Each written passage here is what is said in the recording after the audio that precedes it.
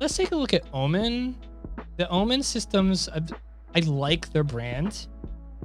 I do have a coworker who bought a pre-built system and he loves it from them. He bought one at a higher price tier. It was in the $3,000 range, I think. But they have some stuff here in the 2K range. They do go a little bit higher end, but they do have a couple things.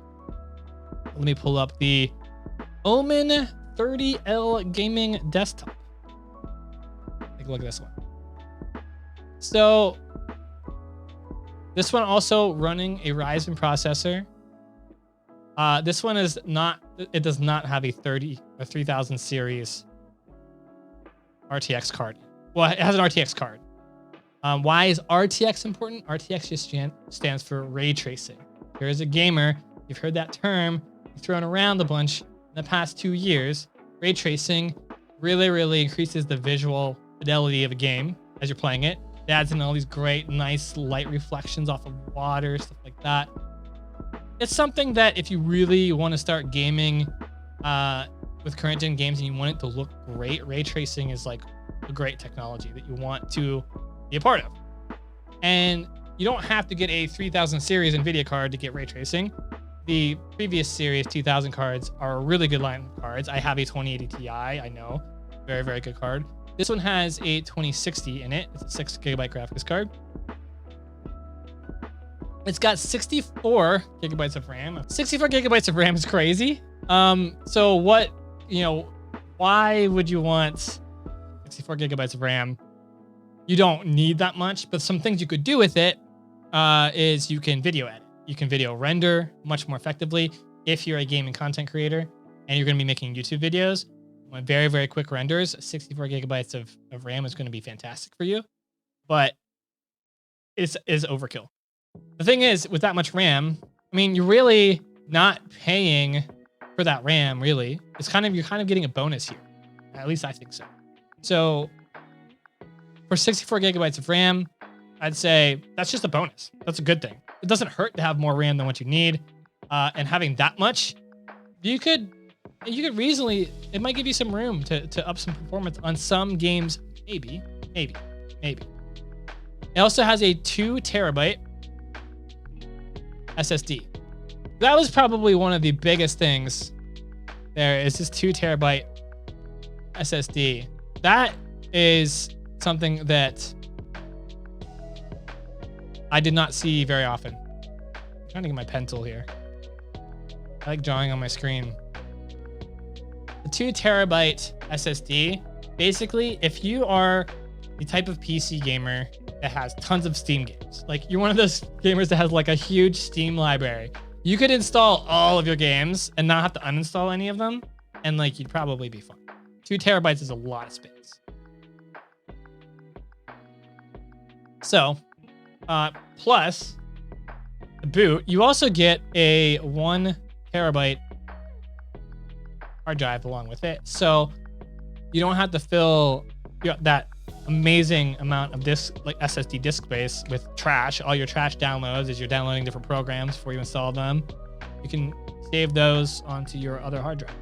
You can save, if you're a gaming creator, a YouTuber, and you're rendering out videos, you can save those videos not on the SSD, but you can save those on the external, the 1 terabyte hard drive. So you've got extra storage space to leave as much room as possible for your games to be installed in your SSD.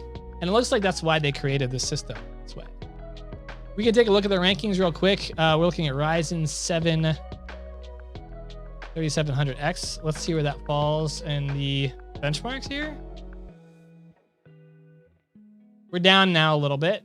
We've actually gone way down. We're no longer in the top 10. We're actually now down here. Now, not that these are like worse by any means. These are still all great CPU. If you're still competing with the Ryzen 3900X line, you're still competing with, higher up i9, Intel i9 processors. These are still really good processors. I would say they're mid-tier. They're not top tier, of course, because they're not ranked top tier right now. So you are getting less here in this deal. But like I said, I don't think that this is like a make or break. This is still an amazing CPU. You're still going to be able to play modern games with this CPU, and you're going to probably be able to hit 1440p on some games. But I would say for the most part, generally speaking, actually no, you will be able to play probably more commonly 1440p with this setup. And if we take a look at the GPU again, it was a RTX 2060. So RTX 2060, where are we at there?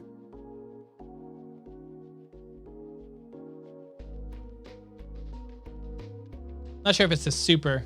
The super would be different than the non version. I don't think it said it was super. So we're down here. This is a 6 GB card. Yeah, I think with this setup, you would, you know, some games you could 1440p. Some games you could, most games you'll probably want a 1080p. But the cool thing is you could probably do so above 60 FPS. So if you got a monitor, a really good modern gaming monitor, you could probably FreeSync or G-Sync up to like 144 FPS in some cases, maybe, depending on the game. So I think this is good if you want to play modern games. System is great. It's a good build. Also, it just looks cool.